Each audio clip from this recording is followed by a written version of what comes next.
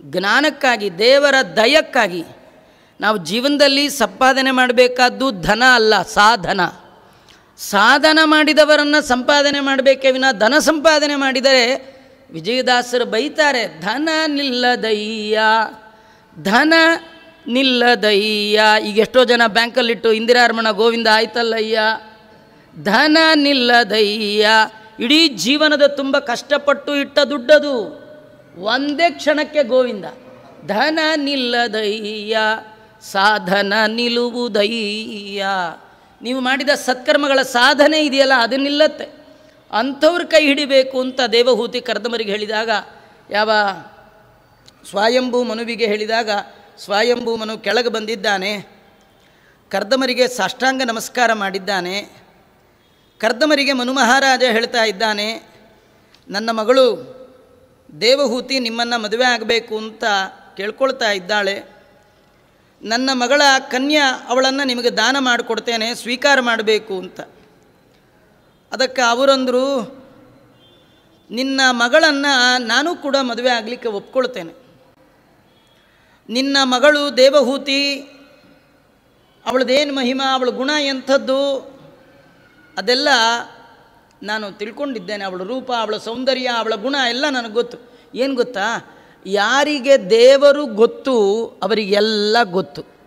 ಯಾರಿಗೆ ದೇವರು ಗೊತ್ತಿಲ್ಲ ಅವ್ರಿಗೇನು ಗೊತ್ತಿದ್ರೂ ಗೊತ್ತಿದ್ದ ಹಾಗಲ್ಲ ಅಲ್ವಾ.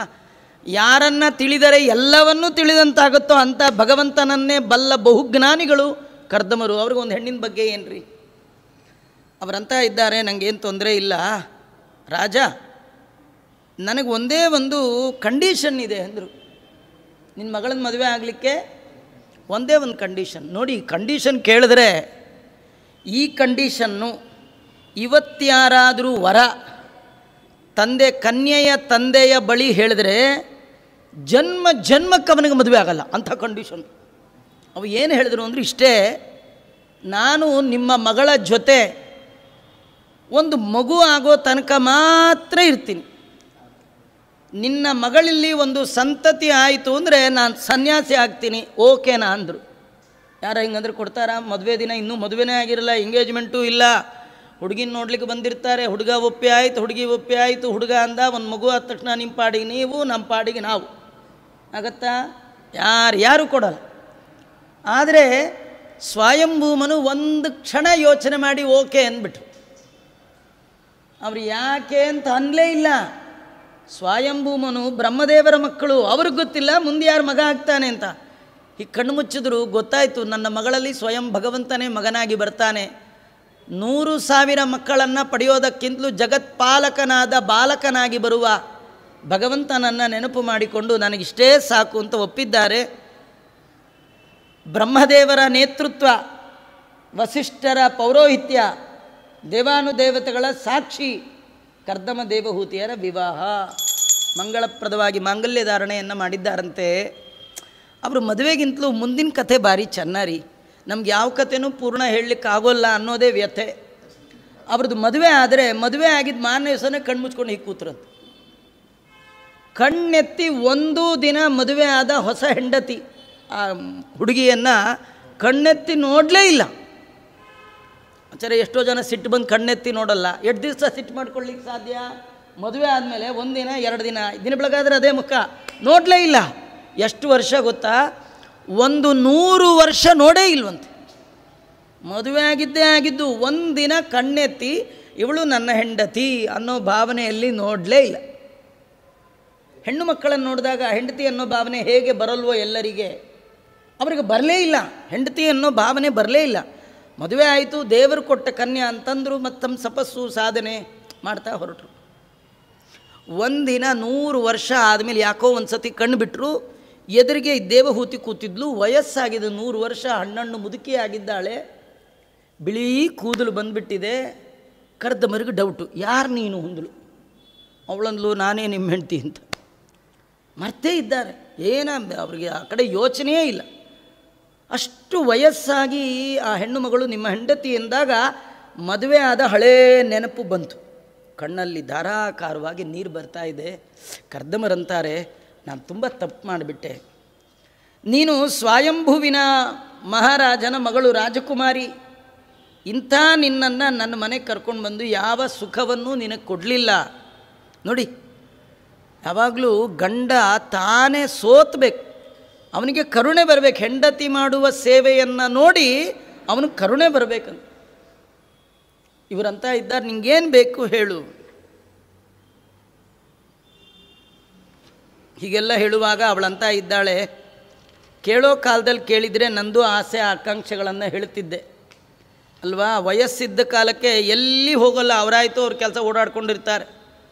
ಇಬ್ಬರಿಗೂ ಹೆಂಡ್ತಿಗೆ 86, ಗಂಡಂಗೆ 96 ಆದಾಗ ಗಂಡ ಎಲ್ಲೋಗೋಣ ಹೇಳಿದ್ರು, ಎಲ್ಲೋಗೋದು?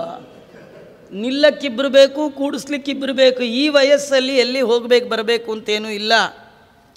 ಆದರೆ ನನಗೆ ಮೊದಲು ಒಂದು ಆಸೆ ಇತ್ತು. ಏನು ಆಸೆ ಅಂದರೆ, ನಿಮ್ಮಂಥ ಒಬ್ಬ ಬ್ರಹ್ಮಜ್ಞಾನಿಯಾದ ಮಗನನ್ನು ನಾನು ಪಡಿಬೇಕು ಅಂತ ಆಸೆ ನನಗೆ ಸಣ್ಣ ವಯಸ್ಸಿನಲ್ಲಿತ್ತು. ಈಗೇನಿಲ್ಲ ಅಂತಂದ್ಲು. ಕರ್ದಮರಂತಾರೆ, ಇಲ್ಲ ಅಂತ ಯಾಕಂತ್ಯ, ನಿನ್ನ ತಲೆಯಲ್ಲಿತ್ತಲ್ಲ ಸಾಕು, ನಾನು ಆ ಆಸೆಯನ್ನು ಈಗಲೂ ಪೂರ್ಣ ಮಾಡ್ತೀನಿ ಅಂದರು. ಆಶ್ಚರ್ಯ. ಅಲ್ಲ, ನಿಮ್ಮ ಏಜೇನು ನನ್ನ ಏಜೇನು? ಏಜ್ಗೂ ಅದಕ್ಕೆ ಏನು ಸಂಬಂಧ ಇಲ್ಲ ಅಂದರು. ಏನು ಮಾಡಬೇಕು? ಅಲ್ಲಿ ನೋಡು, ಸಿದ್ಧ ಸರೋವರ ಇದೆ. ಭಗವಂತ ತಾನು ನನಗೆ ದರ್ಶನ ಕೊಟ್ಟಾಗ ನಾನು ಮಾಡುವ ತಪಸ್ಸನ್ನು ಕಂಡು ಭಗವಂತ ತನ್ನ ಕಣ್ಣಿನಿಂದ ಆನಂದ ಬಾಷ್ಪ ಸುರಿಸಿದ. ಅವನ ಕಣ್ಣಿನಿಂದ ಬಂದ ಒಂದು ಆನಂದದ ಬಿಂದು ಅಲ್ಲಿ ಬಿದ್ದಿದೆ. ಅದೇ ಸರೋವರ, ಬಿಂದು ಸರೋವರ. ಆ ಸರೋವರದಲ್ಲಿ ಒಮ್ಮೆ ನೀ ಸ್ನಾನ ಮಾಡಿ ಬಾ ಅಂತ ಹೆಂಡತಿಯನ್ನು ಕಳಿಸಿದ್ರೆ ಅವಳಿಗೆ ನಡಿಲಿಕ್ಕಾಗ್ತಿಲ್ಲ, ವಯಸ್ಸಾಗಿದೆ. ಮೆಲ್ಲಗೆ ಇಳ್ಕೊಂಡು ಮೆಟ್ಲಿಳಿದು ಸರೋವರದಲ್ಲಿ ಮುಳುಗುವಾಗ 81ರ ಮುದುಕಿ, ಏಳುವಾಗ 18ರ ತರುಣಿ. ಎಂಥ ಅದ್ಭುತ! ಸ್ನಾನಕ್ಕೆ ಅಂತ ಇಳಿದ್ಲು, ಮೇಲೆ ಏಳುವಾಗ ಚಿಮ್ಮುವ ತಾರುಣ್ಯ ಬಂದಿದೆ. ಅವಳ ಜೊತೆಯಲ್ಲಿ ಅನೇಕ ಜನ ಸಖಿಯರು ಮೇಲೆ ಬಂದಿದ್ದಾರೆ. ಬಂದು ಅವಳಿಗೆಲ್ಲ ಆಭರಣಾದಿಗಳನ್ನು ತೊಡಿಸ್ತಾ ಅಲಂಕಾರವನ್ನು ಮಾಡ್ತಾ ಇದ್ದಾರೆ. ಅವಳು ಒಮ್ಮೆ ಕನ್ನಡಿಯಲ್ಲಿ ತನ್ನ ಮುಖ ನೋಡ್ತಾ ಇದ್ದಾಳೆ. ಅಪ್ಪನ ಮನೆಯಲ್ಲಿದ್ದಾಗಲೂ ಇಷ್ಟು ಸೌಂದರ್ಯ ಇರಲಿಲ್ಲ. ಎಂಥ ಅದ್ಭುತವಾದ ಸೌಂದರ್ಯ! ಒಮ್ಮೆ ಕನ್ನಡಿ ನೋಡೋದು, ಯಜಮಾನರು ನೋಡೋದು, ಕನ್ನಡಿ ನೋಡೋದು, ಯಜಮಾನರು. ನಾನು ನೀವು ವಾಕಿಂಗ್ ಹೋದರೆ ತಾತ ಮೊಮ್ಮಗಳು ಅಂದ್ಕೊಳ್ತಾರೆ, ಏನು ಮಾಡಬೇಕು? ಕರ್ದಮರಂದ್ರೆ ಅಷ್ಟೇ ತಾನೇ ಅಂದರು. ಅವರು ಸೀದಾ ಹೋಗಿ ಒಂದು ಮುಳುಗು ಹಾಕಿದ್ದೆ. 22ರ ತಾರುಣ್ಯ ಅವರಿಗೆ ಬಂದ್ಬಿಟ್ಟಿದೆ. ಎಂಥ ತಾರುಣ್ಯ, ಎಂಥ ತರುಣ್ಯ ಅಂದರೆ ಜ್ಞಾನಿಗಳಾದವರಿಗೆ, ಭಗವಂತನ ಭಕ್ತರಿಗೆ ಅಸಾಧ್ಯವಾದದ್ದು ಯಾವುದಿಲ್ಲ. ಕಿಂವಾ ದುಸ್ಸಾಧ್ಯವಸ್ತಿ ತ್ರಿಜಗತಿ ಮಹತಾಂ. ಮಹಾತ್ಮರಿಗೆ 3 ಜಗತ್ತಿನಲ್ಲಿ ಅಸಾಧ್ಯವಾದದ್ದು ಯಾವುದೂ ಇಲ್ಲ. ರಾಯರನ್ನೇ ಹೇಳುವಾಗ ಅಪೇಕ್ಷಿತ ಪ್ರದಾತಾನ್ಯೋ ರಾಘವೇಂದ್ರನ್ನ ವಿದ್ಯತೆ. ಏನು ಕೊಡುವ ತಾಕತ್ತನ್ನು ಸಂಪಾದನೆ ಮಾಡಿದ್ದಾರೆ ಭಗವಂತನ ಪರಮಾನುಗ್ರಹದಿಂದ. ಅದೇ ರೀತಿ ದೇವರನ್ನು ಸಾಕ್ಷಾತ್ಕಾರ ಮಾಡಿಕೊಂಡಂಥ ಕರ್ದಮರು ಏನೂ ಮಾಡಲಿಕ್ಕೆ ಸಿದ್ಧ ಇದ್ದಾರೆ.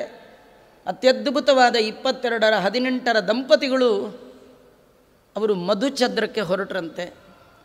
100 ವರ್ಷ ಮಧುಚಂದ್ರಕ್ಕೂ ತಪಸ್ಸು ಮಾಡಿದ್ರು. 100 ವರ್ಷ ಕೂತರು ತಪಸ್ಸು. ಯಾವ ವರ್ಷ ದೀರ್ಘಕಾಲದ ಸಾಧನೆ ಮಾಡಿದ್ದಾರೆ, ದೀರ್ಘಕಾಲದ ಸುಖವನ್ನು ಪಡ್ತಾರೆ. 100 ವರ್ಷ ಮಧುಚಂದ್ರಕ್ಕೆ ಹೋಗಿದ್ದಾರೆ. ಅವರು ಹೊರಟಂತಹ ವಿಮಾನವನ್ನು ಭಾಗವತ ವರ್ಣನೆ ಮಾಡುತ್ತೆ. ತಮ್ಮ ತಪಸ್ಸಿನ ಸಾಮರ್ಥ್ಯದಿಂದ ಅತ್ಯದ್ಭುತವಾದ ವಿಮಾನವನ್ನು ನಿರ್ಮಾಣ ಮಾಡಿಕೊಂಡಿದ್ದಾರೆ. ದೇವಹೂತಿ ನೋಡಿ ಅಂತಾಳೆ, ನಮ್ಮ ಅಪ್ಪನ ಮನಲ್ಲೂ ಇಂಥ ವಿಮಾನ ಇಲ್ಲ ಅಂತ. ಅತ್ಯದ್ಭುತ ತಪಸ್ಸಿನ ಮಹಿಮಾ ಅಂಥದ್ದು. ಆ ವಿಮಾನದಲ್ಲಿಯೇ ಸರೋವರ, ವಿಮಾನದಲ್ಲಿಯೇ ಉದ್ಯಾನವನ. ಅದು ಸರಿ ಆಚಾರ್ಯ, 100 ವರ್ಷ ಮಧುಚಂದ್ರಕ್ಕೆ ಹೋದರು ಅಂತೀರಲ್ಲ, ಯಾವ ಊರಿಗೆ ಹೋದರು? ಫಾರಿನ್ಗೆ ಹೋದ್ರ? ನಾವೆಲ್ಲ ಕಂಡ್ರದ ಅದೊಂದೇ. ಅವರು ಭೂಮಿಯಿಂದಲೇ ಆಚೆಗೆ ಹೋಗ್ಬಿಟ್ರಿ. ಅದೆಲ್ಲ ಹೋದರು? ಅವ್ರೇನೆಂದರೆ, ವಿಮಾನ ಪೂರ್ವ ದಿಕ್ಕಿಗೆ ಮುಖ ಮಾಡಿದ್ರೆ ಪೂರ್ವ ದಿಕ್ಕಿನ ತುಟ್ಟ ತುದಿಯಲ್ಲಿ ಇಂದ್ರನ ಅರಮನೆಗೆ ಹೋಗ್ತಿತ್ತಂತೆ. ಅಲ್ಲಿ ಇಂದ್ರದೇವರು, ಶಚಿ, ಪ್ರಧಾನಮಂತ್ರಿಗಳು ಎಲ್ಲ ಫಾರಿನ್ ಡೆಲಿಗೇಟ್ ಬಂದಾಗ ಹೇಗೆ ರಿಸೀವ್ ಮಾಡ್ಕೊಳ್ಳಿಕ್ಕೆ ರೆಡ್ ಕಾರ್ಪೆಟ್ ಹಾಕಿ, ಕರ್ದಮರು ಗಂಡ ಹೆಂಡತಿ ಬಂದರೆ ಭೂಲೋಕದಿಂದ ಬರ್ತಾ ಇದ್ದಾರೆ, ಭಗವಂತನನ್ನು ಸಾಕ್ಷಾತ್ಕಾರ ಮಾಡಿಕೊಂಡ ಮಹಾನುಭಾವರು, ಮುಂದೆ ಭಗವಂತನಿಗೆ ಅಪ್ಪ ಅಮ್ಮ ಆಗುವವರು, ಭಾವಿ ಬ್ರಹ್ಮರು ಇದ್ದ ಹಾಗೆ ಭಾವಿ ಭಗವಂತನಿಗೆ ಭಾವಿ ತಂದೆ ತಾಯಿ ಇವರು. ಹೆಂಗೆ ಸ್ವಾಗತ ಮಾಡಬೇಕು? ಹಂಗೆಲ್ಲ ಇಂದ್ರದೇವರು. ಆ ಇಂದ್ರದೇವರದ ಅಲ್ಲೊಂದು 10 ವರ್ಷ ನಂದನವನ ಅದೇ ಮೊದಲಾದ ವನಗಳಲ್ಲಿ ವಿಹಾರ ಮಾಡಿ ಆ ತಾಯಿಗೆ ದೇವಹೂತಿಗೆ ಸಾಕರಿ ಬೇಕಡೆ ಹೋಣ ಅಂತ ಅನ್ನಿಸ್ಬೇಕು. ಯಾ ಕಡೆ ಹೋಣ ಹೇಳು? ಉತ್ತರ ದಿಕ್ಕು. ಸರಿ, ಉತ್ತರ ದಿಕ್ಕಿಗೆ ತಿರುಗಿಸಿ ಸೀದಾ ಕುಬೇರನ ಊರು ಅಲಕಾಪಟ್ಟಣ. ಅಲ್ಲಿ ಹೋಗಿ ಆ ಹೆಂಡತಿ ಸಮೇತ ಅವಳೆಲ್ಲ ಬರಬೇಕು. ಅವ್ರ ದಂಪತಿಗಳು ಬಂದು ಸ್ವಾಗತ ಮಾಡಿ ಹೀಗೆ 8 ದಿಕ್ಕಲ್ಲೂ ಸಂಚಾರ ಮಾಡಿದ್ದಾರೆ. 4 ಪ್ರಧಾನ, 4 ಉಪದಿಕ್ಕುಗಳು, ಊರ್ಧ್ವಲೋಕ, ಅಧೋಲೋಕ, ಎಲ್ಲಿ ಹೋದರು ವಿದ್ವಾನ್ ಸರ್ವತ್ರ ಪೂಜ್ಯತೆ. ಭಗವಂತನನ್ನು ಹೃದಯದಲ್ಲಿ ಕಂಡ ದೊಡ್ಡ ಜ್ಞಾನಿ ಎಲ್ಲಿ ಹೋದರೂ ಅಲ್ಲಿ ಪೂಜ್ಯತೆ ಅವರಿಗೆ. ಕಡೆಗೆ ಒಂದು ದಿವಸ ದೇವಹೂತಿ ಹೇಳಿದ್ಲಂತೆ, ಅಲ್ಲ ನಾವು ಅಲ್ಲಿ ಹೋಗಿದ್ವಲ್ಲ ಅದೇ ಚೆನ್ನಾಗಿತ್ತು ಅಂತ, ಇಲ್ಲಿ ಹೋದಾಗ ಅಲ್ಲಿ ಚೆನ್ನ ಅನ್ನೋದು, ಅಲ್ಲಿ ಹೋದಾಗ ಇಲ್ಲಿ ಹೆಣ್ಮಕ್ಳ ಚಂಚಲ ಸ್ವಭಾವ. ಆದರೆ ಗಂಡ ಇದ್ರೆ ಇಂಥದ್ದಿರಬೇಕು. ಕರ್ದಮರಂದರು ಅಲ್ಲಿ ಹೋಗ್ಬೇಕಾ ಇಲ್ಲೂ ಹೋಗ್ಬೇಕಾ, ಎಲ್ಲ ಕಡೆ ಕಳಿಸ್ಕೊಡ್ತೀನಿ ಅಂದರು. ಅವರು ತಮ್ಮ ತಪಸ್ಸಿನ ಶಕ್ತಿಯಿಂದ 9 ದೇಹಗಳನ್ನು ನಿರ್ಮಾಣ ಮಾಡಿ 9ರ ಒಳಗೆ ಒಂದೇ ದೇವಹೂತಿಯನ್ನಿಟ್ಟು ತಾವೂ 9 ದೇಹ ತಗೊಂಡು ಏಕಕಾಲಕ್ಕೆ 9 ಕಡೆ ಸಂಚಾರ ಮಾಡಿಬಿಟ್ರು. ಸುಮ್ಮನೆ ನಿಮ್ಗೆ ಅರ್ಥ ಆಗ್ಲಿಕ್ಕೆ ಹೇಳ್ತೀನಿ. ಈಗೆಲ್ಲ ಡಬಲ್ ಆ್ಯಕ್ಟಿಂಗ್, ತ್ರಿಬಲ್ ಆ್ಯಕ್ಟಿಂಗ್ ಹೇಳ್ತಾರಲ್ಲ, ಆಗ ಮೊಟ್ಟ ಮೊದಲ ಬಾರಿಗೆ ಭಾಗವತ ತಿಳಿಸ್ಕೊಡ್ತಾ ಇದೆ 9. ಇವ್ರಿಗಿಂತೂ ಜಾಸ್ತಿ ಮಾಡಿದವರು ಸೌಭರ್ಯ ಋಷಿಗಳು 50 ರೂಪ ತಗೊಂಡ್ರಂತ. ಒಂದೇ ಜನ್ಮದಲ್ಲಿ 50 ರೂಪ ತಗೊಂಡ್ರು. ಮಧ್ವಾಚಾರ್ಯರು ಹೇಳ್ತಾರೆ, ನಾನಾ ದೇಹಗ ಭೋಗಾನು ಸಂಧಾನಂ ಯೋಗಿನೋ ಯತ. ಯೋಗಿಗಳು ಅನೇಕ ದೇಹಗಳ ಒಳಗೆ ತಾವೇ ಇದ್ದು ಅನುಸಂಧಾನವನ್ನು ಮಾಡುವ ಬಗೆ ಅವ್ರಿಗೆ ಗೊತ್ತಿರುತ್ತೆ ಅಂತ. ಕರ್ದಮರು ತಮ್ಮ ಹೆಂಡತಿ ಜೊತೆಗೆ 9 ರೂಪಗಳನ್ನು ತಗೊಂಡು ವಿವಿಧವಾದ ಕ್ರೀಡೆಯನ್ನು ಮಾಡಿದ್ದಾರೆ.